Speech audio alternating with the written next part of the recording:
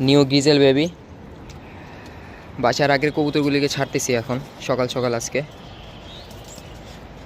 সবার আগে বের হবে গ্রিজেল, এটা তো নতুন কিছু না।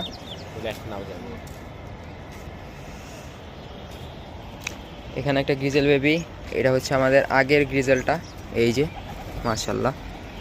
আর আরেকটা গ্রিজেল বেবি হচ্ছে এই যে।